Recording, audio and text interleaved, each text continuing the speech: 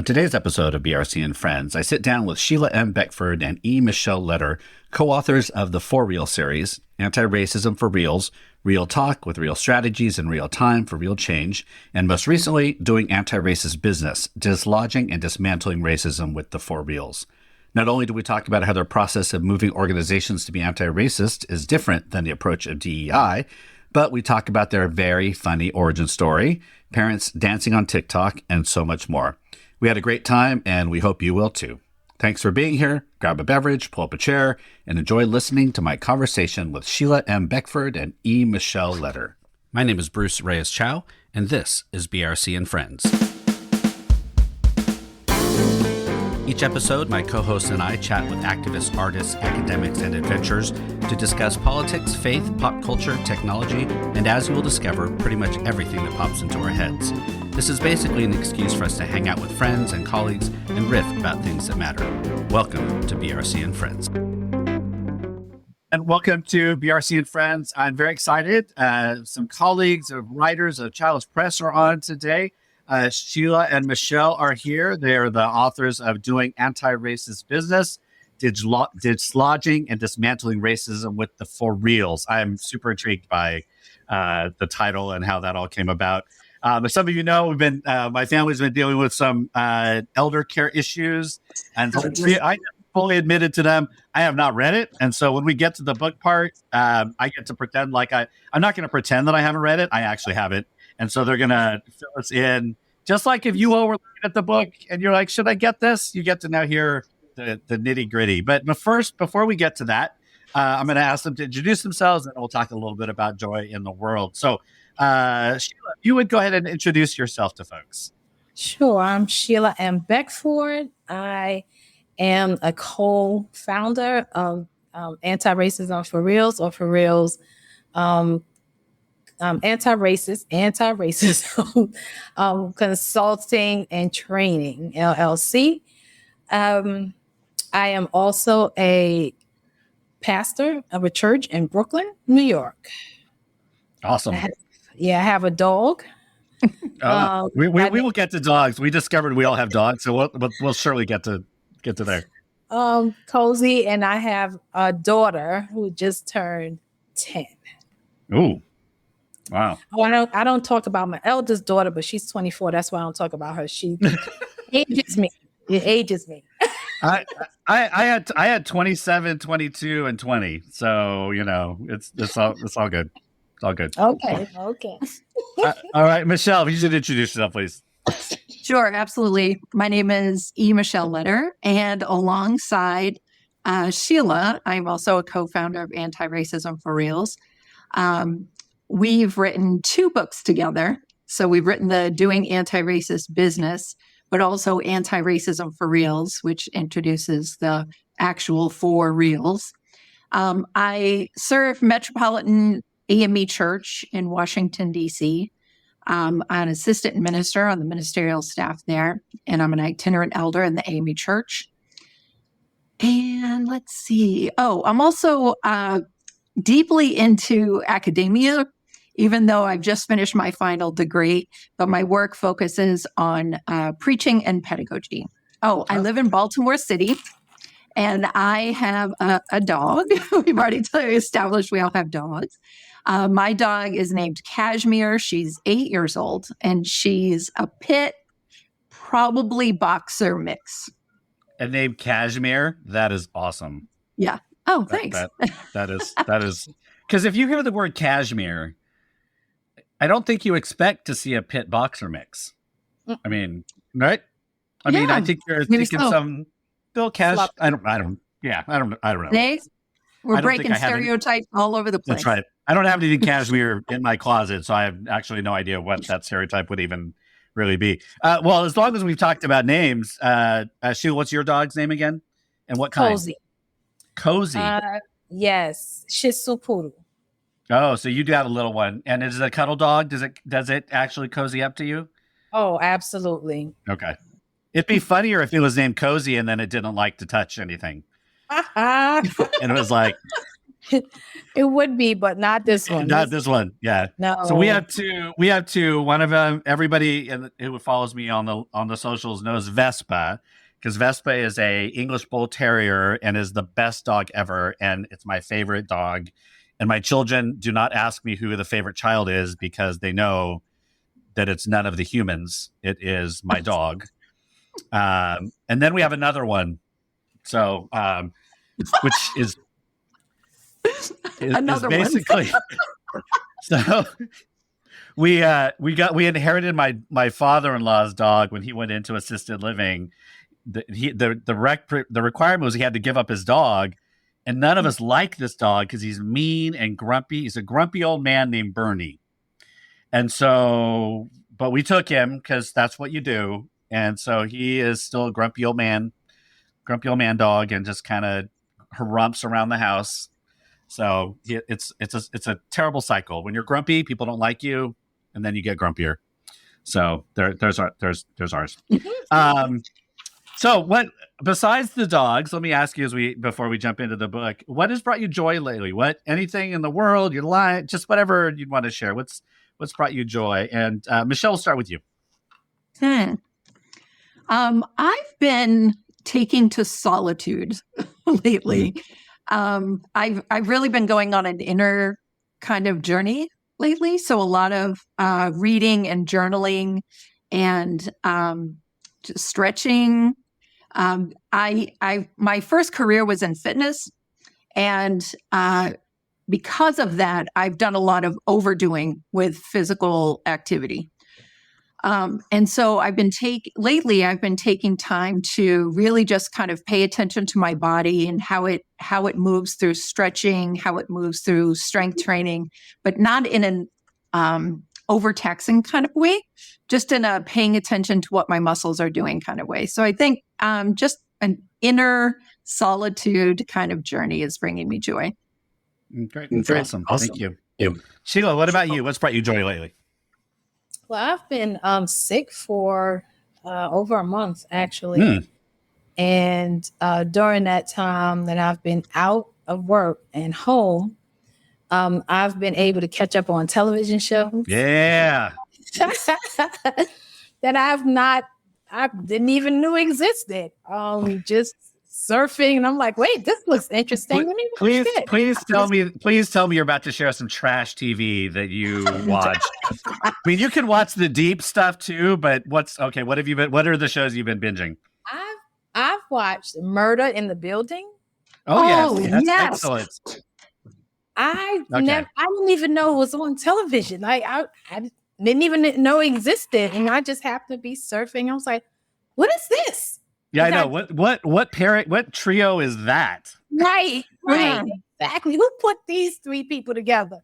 So I watched that, and then I went on TikTok, and I started looking at the dance videos, and in my prior life I was a dancer.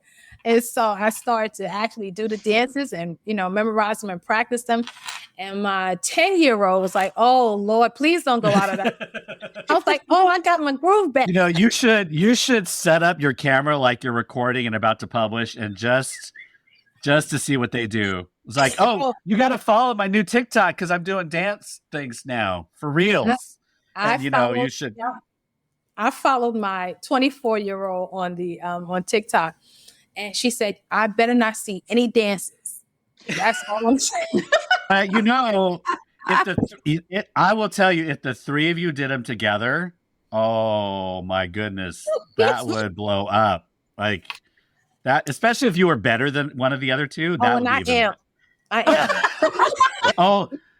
That's going in. That's staying in. I don't care if you tell me you got to cut that out of the podcast. That is staying in. I'm gonna clip this out and send it to them and say your mom is basically challenged you to do this. All right, called you out. That's right. Oh my gosh. I mean, it is amazing what is out there now. On all the things and everything. We could probably go on about that, but we're going to talk about your book. So doing anti-racist business. So tell me a little bit about the Dislodging, Dismantling, Racism with the For Reals organization you all are part of. Give us a little bit of background. Let's just say that somebody didn't read the book and has no idea. Give us a little bit of like, what's the organization about that has kind of helped you create these books? I'll just give you a little backstory and then I'll ask Michelle to continue because I have a little problems here with my throat. Well, Michelle and I, we met, and I believe it was May of 2019. There was an incident, a racialized incident that targeted a few of us who were Black. And we were at this conference. We were actually there to support another group that was oppressed. And we were blocked entrance into a room. And so by a group that was supposed to be a social justice group. Mm-hmm. And so Michelle was called in to mediate between us, those of us who were targeted, and this group, the social justice group. And it was just funny because before I met Michelle, people were like, oh, you two should really meet each other. You will like each other. And this is someone talking to me. And she does anti-racism work. And I'm like, a white woman that's doing anti-racism work? And so I was like, y'all really think I'm going to like this woman? I will say, but that was an early reaction when I first just looked at pictures. I'm like, this is interesting. Okay. This is great. Yeah. I was like, okay.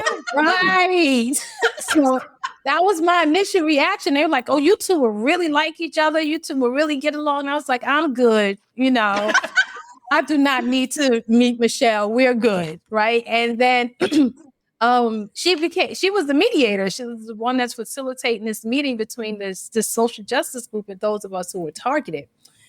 And when we met, we just clicked. I was like, I like her. And we just approached anti-racism work the same way, just from different racial positions. So I'm going to ask Michelle to take over from there. Sure.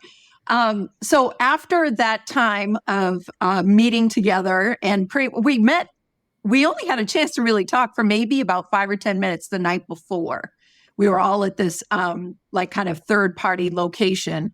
And then the next day we got together and we were in the middle of it. Afterwards, we decided to keep in contact. And the organization that I was working for at the time was trying to create some sort of like introduction to anti-racism for white people. Sure. And so I was writing that curriculum, and Sheila was working with a group of folks who had started to proclaim verbally and publicly that they were very interested in doing anti-racism work. And this was after the murder of Mr. George Floyd. And so what we decided to do was take that momentum and use the course and the curriculum that I was writing. Sorry, that was my dog, Cashmere. Cashmere. And you know what? Okay, Cashmere does not sound like what I'm expecting Cashmere to sound like either, which is... Cashmere, you want to make your appearance? But he's coming in the main door, so she's very interested in that. So we decided to use the momentum that was happening and use the curriculum as a pilot for the group that Sheila was leading. And then Sheila and I ended up co-facilitating, I think it was maybe like 6 sessions to go through this curriculum. And we just found over and over and over again that our approach was very similar. Our method and our methodology, our assumptions were very similar. And just as an off comment in one of these debrief conversations that we were having, Sheila says, we should write a book. And I said, dangerous. Right. And I said, I have some contact information for somebody over at Chalice Press. Why don't we put together a 2-page letter of inquiry about our approach? And within Well, first of all, we were contacted almost right away. And within 2 months, we were under contract with Chalice Press. And the whole idea of the for reals, what the for reals are, and our whole approach to how we write the book and the way that the engagements come forward from there all started from this chance meeting back in 2019. That's awesome. That's awesome. All right, you won me over. Like I was like, I trust Brad, who is our publisher, to kind of let me say you should talk with these people. Kind of like, see what you're saying. I'm like, all right. I read the title and I'm like, okay. I mean, I guess I guess doing business is it's not generally my thing, but so you won me over. Tell me about the book. Like, who's buying this? What's it for? Who's going to use it? Like, yeah. Give me the spiel. Well, doing Anti-Racism for Reals is our second book.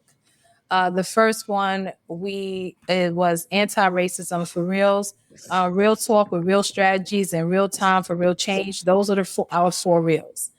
Okay. And we were asked to do a business book because the first book was written for those who were in it had church language in it. Right.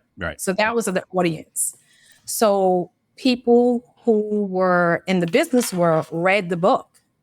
Right. And they were like, well, we want to use this book, but we can't use the book because it has a lot of church language in it. Is there any way that you can write a book for businesses? And so we were like, okay. So we spoke to Brad, and Brad was like, okay, let's do it. And so I love Brad. This is we love Brad show as well. Cause yeah, I'm like, so he's asked me to do something and I said, can I do this? I'm like, yeah, sure. I'm like, okay, thanks. It's great. Mm-hmm. And so we were able to come together and put this, give him a manuscript by the deadline. And basically our audience for this book, are businesses.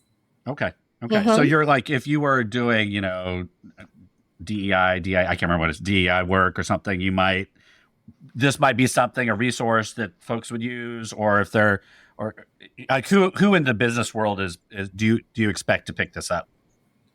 I'm not sure if DEI people will use our book. Okay. Those who want to be anti-racist and want a culture of anti-racism, they will probably pick up our book and use it for their businesses. Okay.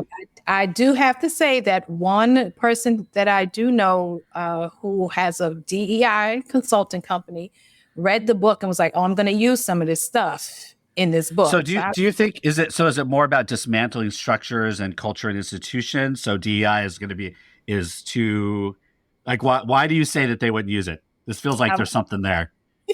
There is actually. DEI and cultural competency and different programs along those lines tend to amplify the timeline of particular ways of some would say building, some would say forcing relationships before interrupting and dismantling oppression can happen. The work that we do focuses on interrupting and dismantling first, and working to create spaces of individual, interpersonal, and institutional anti-racist culture or anti-oppression culture. So oftentimes what will happen is when we have conversations with folks that are concentrating on the DEI line or the cultural competency line, the risks of the work that we do are too great. That they are heavily invested in bringing everybody together first and on board first, rather than claiming and proclaiming an anti-racist or an anti-oppression ethos and culture as primary and non-negotiable. Yes. In addition to that, a lot of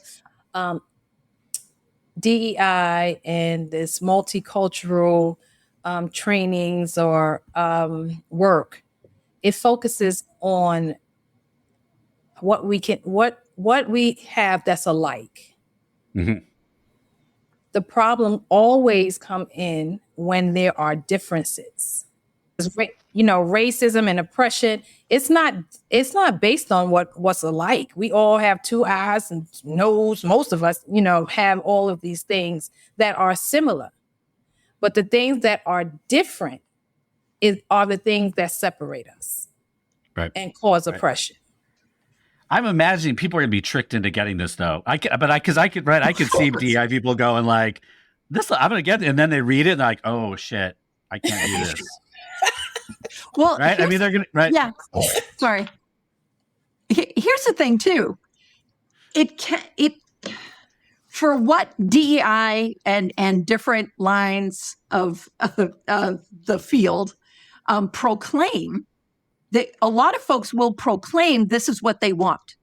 Mm-hmm. What we find is when we work with clients, there's going to come a time when the level of risk, the level of responsibility, the level of change, something is going to hit the edge of where they're willing to go. And the edge happens very, very quickly for those who are doing cultural competency. It comes a little bit later for the DEI folks. And it comes a little bit later for the folks that have combined every single justice move into one group. And then we get to do the most work and the most interrupting and dismantling with folks that proclaim right up front, we are creating an anti-racist culture here. Right. So they've made a commitment already to this. Just now, you're going to help us get there. Like we're not trying to change. That makes total sense. This is awesome. This is great. Mm-hmm. About the book itself, about this one, about doing. So the book that I wrote with Chalice, it was not church based at all, and so the first draft I sent in is very interesting. They had to send it back. I'm like, well, this is super churchy. Some parts of it, and I was like, didn't even think it was, but okay. I'm curious about shifting your language, culture, like just all of that. How was that moving into vernacular around business? I mean, you may have had that experience beforehand, but what was that like trying to talk about this from a faith lens and then like now write one that doesn't have that at least blatantly? What was that like? Well, both Sheila and I have backgrounds in different business fields. So moving from one discipline to another wasn't that difficult. It was more realizing that we did have a lot of church language in there that we weren't really paying attention to until we had to go through. Because the books really are the same base material. So sometimes it's just the example. An HR group in a business is very concerned that any church language at all will be proselytizing, or that it could open them up to vulnerabilities by introducing that language through the lens of like anti-racism or something else. So part of what was happening is as we were going through the book, we realized, oh, wow, we just use that language regularly. So we didn't realize there was a lot of churchy kind of language in there. Or like there's one example where we talk about a biblical reference. So we reframed it into a different kind of storytelling for the business book. But that was pretty much it. Oh, good. So tell me, if, as you're writing this, give me, I want to dive into the content a little bit. Favorite chapter to write, or least favorite thing, or like what's the thing that like you really was like, oh, I love doing this one, or another one that was like, oh, I didn't like doing this. Like, so give us a little bit of how you all experienced even creating and writing. Again, unfortunately, I didn't get to read it, so you're gonna. This is how I'm reading it right now. Is you all telling me about the thing you loved, you really felt drawn to, and the thing that the parts that were more difficult, maybe. You got first, Michelle. I'm thinking. Ooh, look at that. A question you haven't had before. I like the structure of the book. Like, I just like the, maybe structure isn't the right word, like the template. Mm-hmm. So each chapter is set up around one of the reels. So there's a real talk chapter, a real strategies chapter, right? And it's got practical strategies going all the way through. But we set it up based on the way that we understood our work together. So under real talk, there's a little bit of an intro, and then it'll say Beckford's response. And from her own racial positionality, she responds to the prompt about real talk. And then after her section, then I come in and says letters response. And so I'm talking about the same thing. We're talking about the same thing, but we're doing it from our own racial positionality, which at the very same time models working out of our authentic racial positionality as we do anti-racism work together. And then the last section of each chapter is action now learning engagements. And that's where there's very practical strategies that can be used. And they're also laid out by racial positionality. So there's a section for BIPOC people, a section for white people, and then a section that says like, everybody can do this. Mm-hmm. So I think my favorite is that.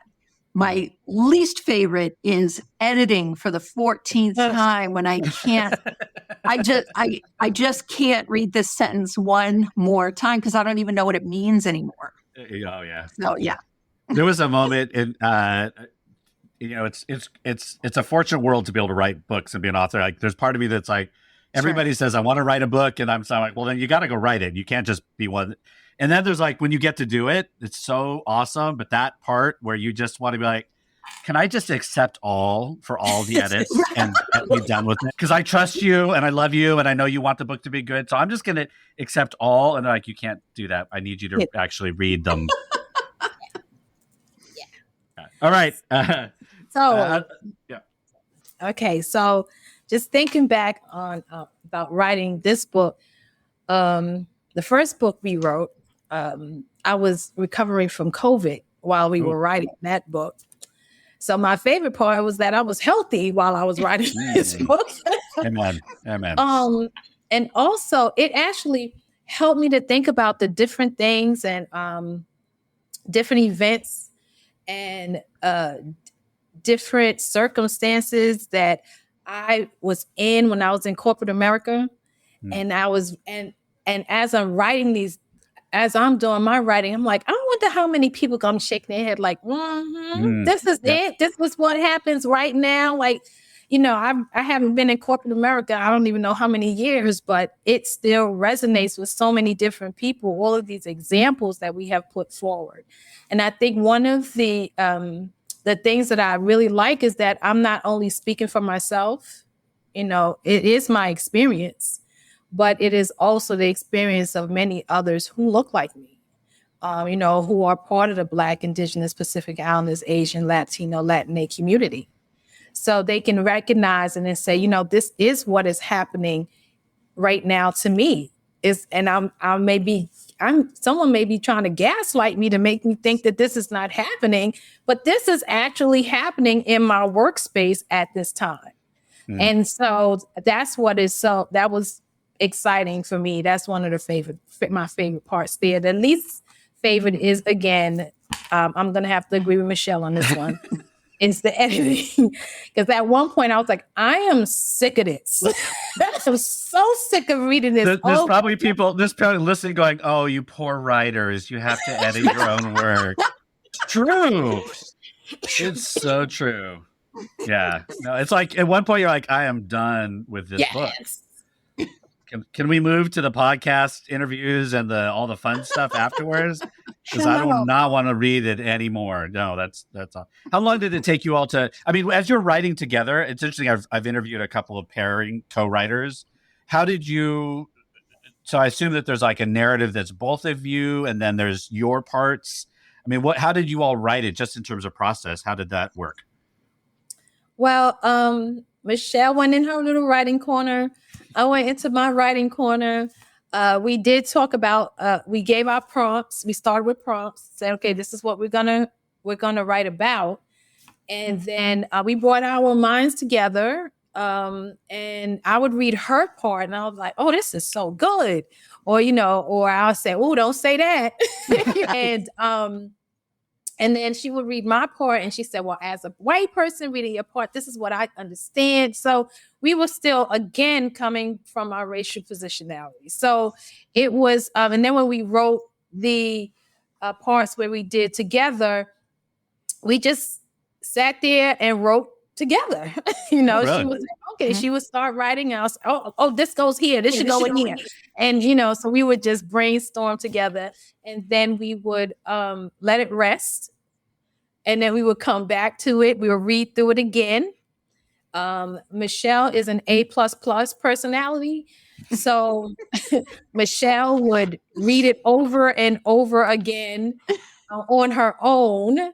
And then when we come back together, she'll say, do you understand this sentence? Because I'm not sure about this sentence. You know, so I enjoyed writing initially with and then sharing our perspectives and our viewpoints, and then correcting one another, and just sharing, say, if I heard that as a BIPOC person, this is what how I'm reading it. And she would say, well, as a white person, this is how I'm reading what you wrote. So do you want that to come across to me that way? So we were asking each other questions about our parts. That's awesome. That's great. And you all, then I assume, work with organizations, companies, businesses to help kind of implement a lot of this. Is that part of your work together as well? Yes. Yep. Good, Michelle. Okay. Yeah, we work with individual organizations. Like, for instance, we'll work with an individual church that creates like a racial justice and equity leadership team or something like that. We've also worked with executive leadership teams from organizations. We've done some editing work for some businesses with their documents and things using an anti-racist lens. Yeah. So we dabble in quite a bit. That's awesome. That's awesome. That's awesome. That's awesome. That's great. That's great. Well, we are already at half an hour, which goes super fast when you talk about puppies and writing, editing. But so everybody rush out, get the book, keep up with them. All the links for all that stuff will be in the show notes. Before we leave, though, I always ask the guests, we already went a little bit into it, but what are you watching? What are you reading? What are you listening to? And again, it can be whatever is hitting you these days. And you can, go ahead. Whoever has one or two or three or whatever, listening to, watching, reading. I would say I left out this show that's on YouTube. I'm not YouTube. TikTok. SWF, Street Women Fighters. Oh my goodness! It's a dance off. Actually, there are groups. He said, "Oh Lord." I was like, I did not expect you to watch people fighting in the street like cage matches. I was like, that is not what I was. But hey, whatever. We get. There's a dance show. It's based out of Korea, and there are different groups competing. And there's my favorite group, Jam Republic, that's on there. And so that's the show that I'm watching right now. And as far as music, I have to listen to what my child listens to, and she listens to Kelly Clarkson and Fantasia at this moment. Fantasia? Yes. Man, I haven't heard about Fantasia in a long time. She loves Fantasia. You know what? I'm glad Fantasia is still doing well. I had no idea that she was actually still out there making music, which is great. Yeah. She was American Idol too, right? Yeah, she was on American. Yes. Yeah. Long time ago. That's doing awesome. Shows. I haven't heard like any real new music from her, but she's still performing. All right. So, what's the group you really like again? What are they called? Jam Republic. All right. So now, are you at the level? If you saw that Jam Republic was going to do do a show, would you go? Oh, absolutely. All right. You're in. Yeah, I'm gonna try to get on stage and bust a move with them. And your kids are going to be like, "Oh my gosh, what is going on?" I don't know who that lady is. Don't know her. Don't have no idea. I don't know. Yeah, that's so funny. All right, Michelle, what about you? Reading, watching, listening to? Sure. listening to Spotify kind of collaboration stations or something. So early 90s hip hop and R&B on that. Usually just when I'm working out. I don't have music on all the time. I've been rewatching Living Single. And I just binge watched Ted Lasso. I resisted it for a very long time. I was like, what's the big deal about this show? I don't care. But then I got into it, and that was the end of the story. I binge watched that. Reading, I usually read a couple of books at a time. So like a couple of chapters of each book. And and my stack is right here near my computer. So The Politics of Jesus by Reverend Dr. Aubrey M. Hendricks. Mm-hmm. Anxiety RX by Russell Kennedy. This is where the swear happens. It's called Un-F Word Yourself. Yes. It's by Gary John Bishop. And Children of Blood and Bone is the fiction book that I'm reading. So yeah, you're like my spouse. My spouse has like this whole pile of books on their like nightstand. I'm like, are you like? There's like 12 books there. You are not reading all of them. It's like, no, I dabble in each of them. Whatever was. I'm like, all right, whatever. So for me, so it's I've recorded about 10 of these within a couple of weeks, so I have to come up with something new every time. But I did. I just finished listening to the podcast Exposed, the cover up at Columbia University. And it is about the OBGYN doctor that ended up, I don't think there's any spoilers here because it's out, that he was accused of sexual assault early on, and then Columbia and Presbyterian Hospital covered it up for decades. And it's the one, if you remember, Evelyn Yang, Andrew Yang's wife, was involved in that case. That's the case. The podcast is done really, really, really well. And so if you're a podcast person, I highly suggest that one. The other one that I'm pushing for everybody to listen to is Think Twice, the Michael Jackson one. And it is Jay Smooth is one of the DJs out in New York, actually, that I've listened to for a while. And it really looks at this conflict that the world has about Michael Jackson.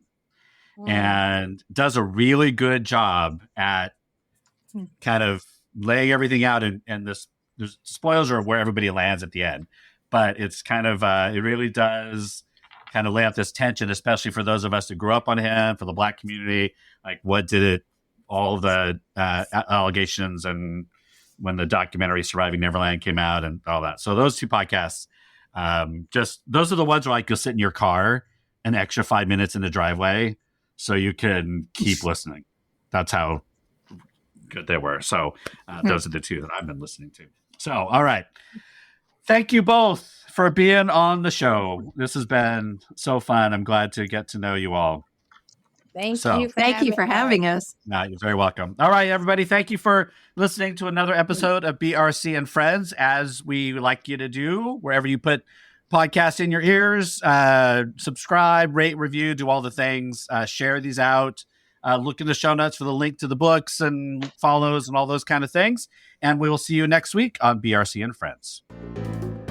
BRC and Friends was hosted and produced by Bruce Reyes-Chow. Co-hosts were Jorge Bautista, Mickey Scott Bay-Jones, Amy Kim Caramus Parks, and Laura Monaco Heifetz. And the theme music was composed and recorded by Marissa Magdal Laurent. Feel free to connect with any of us via the show notes. And lastly, please don't make me beg. Take a moment to rate, review, and subscribe to BRC and Friends wherever you listen to podcasts. Until the next episode, thanks for listening to BRC and Friends.